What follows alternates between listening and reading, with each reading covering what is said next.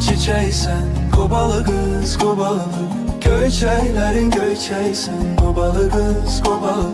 Həyatımın çiçeğisen, Qobalı qız, qobalı. Vətənimin bəzəysən, Qobalı qız, qobalı.